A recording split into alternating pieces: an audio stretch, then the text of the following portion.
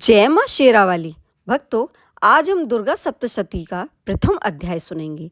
श्री मार्कंडे जी बोले, मैं भगवान सूर्य के पुत्र सावर्ण्य की उत्पत्ति की कथा विस्तार से कहता हूँ, आप ध्यान से सुनिए। सूर्य की छाया स्त्री से उत्पन्न सावर्णी जगत जननी महामाया की कृपा से जैसे तैसे मनवंतर का अधिपति बना, वह कथा सुनिए। पूर्व काल में स्वारोचिष मनवंतर के चैत्रवंशी राजा सुरथ समस्त पृथ्वी के चक्रवर्ती राजा हुए। वे प्रजा का नित्य प्रति औरस पुत्रों की भांति धर्मपूर्वक पालन करते थे। तो भी यवन राजाओं से राजा सुरथ की शत्रुता हो गई। दुष्ट दलन राजा सुरथ से उनका भयंकर युद्ध हुआ और थोड़ी सेना व कोस होने पर भी यवन राजाओं ने सुरथ को हरा दिया। तदंतर राजा अपने नगर में राज्य करने लगे।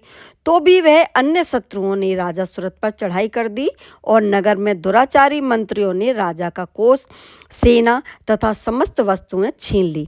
तब राजा सुरथ हंसकर अकेला ही घोड़े पर सवार होकर शिकार खेलने के लिए बहाने घने वन में चला गया।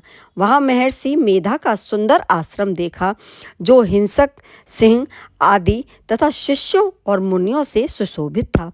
वहां बैठे हुए महर्षि मेधा को राजा सुरथ ने नमस्कार किया और मुनि से उचित सत्कार प्राप्त कर कुछ काल तक इधर उधर विचरता हुआ इसी आश्रम में रहे।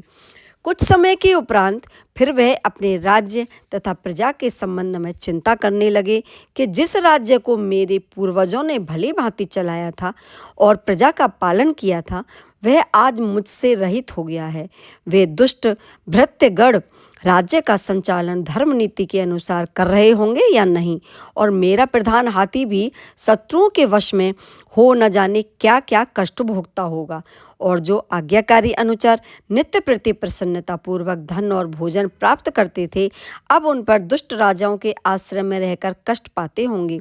और मंत्रीगण राजकोष को कुमार्ग में व्यर्थ ही अपव्यय करते होंगे। जो धन मेरे पूर्वजों ने बड़े परिश्रम से संग्रह किया था, वह नष्ट हो गया होगा। इस प्रकार वह राजा राज्य की सभी बातों की चिंता करने लगा। कुछ समय पश्चात एक दिन महर्षि मेधा के आश्रम के समीप एक वैश्य को आते देखकर राजा ने उस वैश्य से पूछा, अरे भाई, तुम कौन हो और यहाँ क्यों आई हो? तुम्हारा मलिन मुख शोक युक्त क्यों दिखाई देता है? इस प्रकार राजा सुरथ की बातों को सुनकर उस वैश्य ने राजा सुरथ से कहा, हे राजन, मैं समाधिक नाम का एक वैश्य हूँ। मेरा जन्म धनवान कुल में हुआ है। मेरे दुष्ट स्त्री पुत्र आदि ने धन के लोभ में मुझे घर से निकाल दिया है और मेरा धन छीन लिया है। मैं धन स्त्री पुत्र से रहित हूँ। अब मैं अकेला दुखी होकर इस वन में आया हूँ। मुझे अपनी स्त्री और बंधुओं का कुछ भी पता नहीं है। मैं यहाँ रहने के कारण अपनी स्त्री पुत्र स्वजनों की परिस्थिति को नहीं जानता कि वे इस समय अपने स्थान पर सुखी हैं या दुखी। मैं यह भी नहीं जानता कि मेरे पुत्र सदाचारी या दुराचारी हैं। राजा बोला, जिन स्त्री पुत्र आदि ने तेरे धन संपत्ति को छीन लिया है, फिर भी तू उन्हीं के स्नेह में तेरा मन क्यों आसक्त है? वैसे बोला, आपने मेरे विषय में जो भी बातें कही वे यथार्थ हैं, सत्य हैं, परंतु मैं क्या करूं? मेरे चित्त में कठोरता नहीं है। जिन पुत्रादि ने धन के लोभ में आकर मुझे घर से निकाल दिया है, हे महीपते राजन, मेरा चित्त फिर भी उन्हीं में आसक्त होता है। यह जानते हुए अनजान हो रहा हूँ। मेरा मन उन दुष्टात्मा स्त्री पुत्रादि में आसक्त हो रहा है और इसी से उधर श्वास चल रही है। मुझे इसका दुख है और मन खिन्न है। मैं क्या करूं? इन स्वजनों के निष्ठुर होने पर भी मेरे मन में उनके प्रति प्रेम है। श्री मार्कंडे जी बोले, हे द्विज श्रेष्ठ। तत्पश्चात राजा सुरथ और समाधि वैश्य दोनों श्री मेधा मुनि के समीप गए और प्रणाम करके बैठ गए और मेधा ऋषि से कथा वार्ता करने लगे। राजा बोले, भगवान, मैं आपसे एक बात पूछना चाहता हूँ, आप उसे बताइए। हे महाराज, मेरा मन वश में नहीं है, इससे मुझे दुख है। छीने हुए राज्य तथा स्त्री पुत्र बांधवों की ममता मुझे अभी तक बनी हुई है। हे मुनि श्रेष्ठ, यह जानते हुए भी क्यों मेरा स्नेह अज्ञानियों की भांति उनसे विशेष बंधता जा रहा है? इस समाधि वैश्य को इसके स्त्री पुत्र आदि ने त्याग दिया है तथा इसे घर से निकाल दिया है। यह भी उनमें अत्यंत आसक्त हो रहा है। इसी तरह हम दोनों बहुत दुखी हैं। हे महाभाग, उनके दोषों को जानते हुए भी हम दोनों का हृदय उनके प्रति मोह में आसक्त रहता है। इतना ज्ञान होते हुए भी ऐसी ममता क्यों है? हम दोनों को अज्ञानों की भांति मूढ़ता क्यों उत्पन्न हो रही है? महर्षि मेधा ने कहा, हे महाभाग, विषय मार्ग का ज्ञान समस्त जीव जंतुओं को है। इसी प्रकार विषय भी उसके पृथक पृथक होते हैं। कोई प्राणी दिन में नहीं देखते, कोई रात्रि में नहीं देखते, और कोई जीव दिन रात्रि दोनों में समान दृष्टि से देखते हैं। सभी पुरुष ज्ञान युक्त हैं। यह सत्य है कि इसमें संदेह नहीं। केवल इनमें ही नहीं, सभी पशु पक्षी मृग आदि में भी मनुष्य की भांति ज्ञान होता है। वह स्थूल ज्ञान है। जैसे मनुष्य में आहार आदि की इच्छा उत्पन्न होती है, वैसे ही पशु पक्षी आदि में भी आहार, विहार, निद्रा तथा मैथुन की इच्छा उत्पन्न होती है। ज्ञान होने पर भी पक्षियों को तो देखो, वे स्वयं भूखे होने पर भी मोहवश अपनी बच्चों की चोंच में स्नेह से दाना डालकर प्रसन्न हो जाते हैं। मनुष्य भी अपने पुत्र पौत्रों के साथ इसी प्रकार का व्यवहार करते हैं, किंतु वे पालन पोषण का बदला लेने की इच्छा से, कि जब हमारी वृद्धावस्था हो जाएगी तब हमारे बच्चे हमारा पालन करेंगे। हे नर श्रेष्ठ, क्या हम तुम नहीं देखते कि पुत्र आदि उनका भरण पोषण न भी करें तो भी माता पिता तो करते ही हैं, क्योंकि विश्व की स्थिति को रखने वाले महामाया के प्रभाव से मोह के गड्ढे में डाल दिए गए हैं। इसमें कोई आश्चर्य की बात नहीं है, क्योंकि ये भगवान विष्णु की योग निद्रा है, जिससे संसार मोहित हो जाता है। यही भगवान की महामाया है। यह भगवती दोनों बड़े बड़े ज्ञानियों के चित्त को बलपूर्वक खींचकर मोह में डाल देती है। इस देवी ने चराचर विश्व को उत्पन्न किया है, और यही देवी प्रसन्न होकर भक्तों को वरदान देती हैं, जिससे मुक्ति की प्राप्ति होती है। यही मुक्ति की परम हेतु और सनातनी ब्रह्म ज्ञान स्वरूपा विद्या है। यह भगवती ही संसारिक बंधनों की हेतु तथा सर्वेश्वरी है। राजा बोले, हे भगवान, आप जिसे महामाया कहते हैं वह कौन सी देवी है? द्विज, वह देवी कैसे उत्पन्न हुई है और उनका क्या कार्य है? उनके स्वभाव स्वरूप, उत्पत्ति आदि के विषय में मैं जानना चाहता हूँ, सो आप मुझे सभी वृतांत मुझे सुनाइए। ऋषि ने कहा, यह जगन मूर्ति नित्य है और सब चराचर व्याप्त है, तथापि उनकी उत्पत्ति के अनेक भांति से है। उस कथा को तुम मुझसे सुनो। यह भगवती देवताओं के कार्य सिद्धि के लिए उत्पन्न होती हैं और अजन्मा होकर भी उत्पन्ना कहलाती हैं।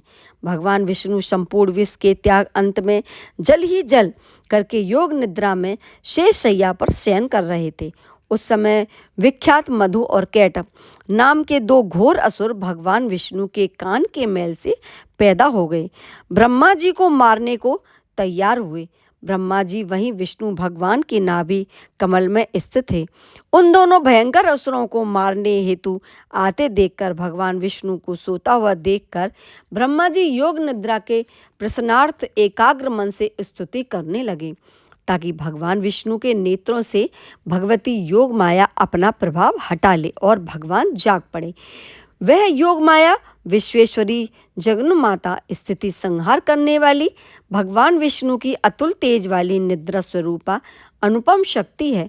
ब्रह्मा जी बोले, महामाये, तुम स्वाहा देवताओं को पालने वाली हो, तुम स्वधा पितेश्वरों का पोषण करने वाले मंत्र हो, तुम ही वत्सटकार स्वर इंद्र को यज्ञ भाग पहुँचाने वाले मंत्र हो, अमृत भी तुम ही हो तथा नित्य अर्धमात्रा व्यंजन भी तुम ही हो। हे देवी, तुम ही संध्या हो, सावित्री और संसार की जननी वाली उत्पन्न करने वाली तुम ही हो।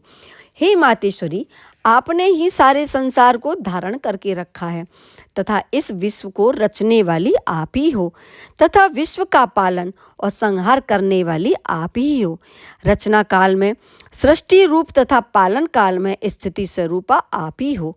हे जगन में इस ईश्वर के इस विश्व के संहार काल में आप संहार स्वरूपा हो। आप महाविद्या, महामाया, महामेधा, महास्मृति, महामोहा, महादेवी, महासुरी हो। हे मातेश्वरी, आप ही समस्त चराचर के तीनों गुणों सत्व, रज, तम को उत्पन्न करने वाली प्रकृति हो। आप ही कालरात्रि भयंकर यम रूप हो, महारात्रि प्रलय स्वरूप हो तथा दारुण मोहरात्रि विश्व को मोहने वाली हो। आप ही श्री ईश्वरी और बुद्धि की बोध स्वरूपा हो। लज्जा, पुष्टि, तुष्टि, शांति, क्षमा आप ही हो। हे मातेश्वरी, आप खड्ग, शूल, घोर, गदा, चक्र, शंख, धनुष, बाण, भुषंडी, परिघ आदि अस्त्र शस्त्रों को धारण करने वाली आप ही हो। हे देवी, आप ही सौम्य सौम्यतर हो तथा संसार में आप ही अति सुंदर हो। पर तथा अपरों में श्रेष्ठ तुम ही हो। परमेश्वरी आप ही हो। अखिलात्म के सत और असत जो कुछ जहाँ है उस सब की शक्ति आप ही हो। मैं आपकी कैसे प्रार्थना करूं जो इस विश्व के रचना, पालन, संहार करता है। उन भगवान विष्णु को आपने अपनी निद्रा के वश में कर लिया है। फिर भला बताइए और कौन आपकी प्रार्थना करने में समर्थ है, जबकि आपने भगवान विष्णु, ईशान, शंकर तथा मुझको यह शरीर ग्रहण कराया है। अतः कौन मनुष्य या देवता आपकी स्तुति करने में समर्थ है। आप तो अपने प्रभाव से स्वयं प्रशंसित हो।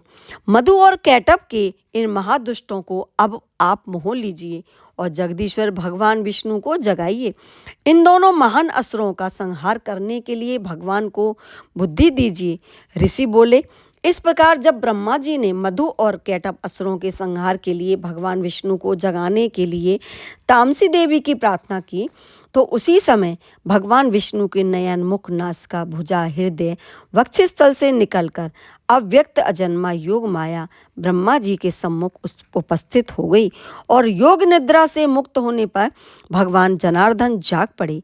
तदंतर भगवान विष्णु ने उन महापराक्रमी वीरवान मधु कैटभ असुरों को देखा और जो रक्तवर्ण नेत्र किए ब्रह्मा जी को खा जाने हेतु उद्योग कर रहे थे। तब भगवान विष्णु ने शेष सैया से उठकर उस असुरों से 5000 वर्ष तक बाहु युद्ध किया। अति बलशाली और उन्मत्त दोनों असुरों को महामाया से मोहित कर रखा था। अतः दुष्ट ने भगवान से कहा कि हम तुम्हारी वीरता से संतुष्ट हैं, तुम अपने वरदान मांगो। भगवान ने कहा, यदि तुम मुझसे प्रसन्न हो तो मेरे हाथ से तुम्हारी मृत्यु हो जावे। मैं तो केवल यही वर चाहता हूँ। ऋषि ने कहा, इस भांति जब भगवान विष्णु ने उससे यह वरदान ले लिया तो वे भगवान से कहने लगे कि हमें सर्वत्र जल ही जल दिखाई देता है, इसलिए हे भगवान, हमारा वध उस स्थान पर कीजिए जहाँ पृथ्वी पर जल न हो। ऋषि मेधा ने कहा, तब शंख, चक्र, गदा धारण किए हुए भगवान विष्णु ने उनमें से तथास्तु कह दोनों के सिर पर अपनी जांघों पर रखकर चक्र से काट दिए। इस प्रकार यह महामाया देवी श्री ब्रह्मा जी के स्तुति करने पर स्वयं प्रकट हुई। हे राजन, मैं अब उनके प्रभाव का वर्णन कहता हूँ, तू ध्यान से सुन। तो भक्तों, यह था देवी महात्म्य का पहला अध्याय। दूसरा अध्याय सुनने के लिए मुझे लाइक, सब्सक्राइब, शेयर करना न भूलें। बोलिए शेरा वाली माता की जय।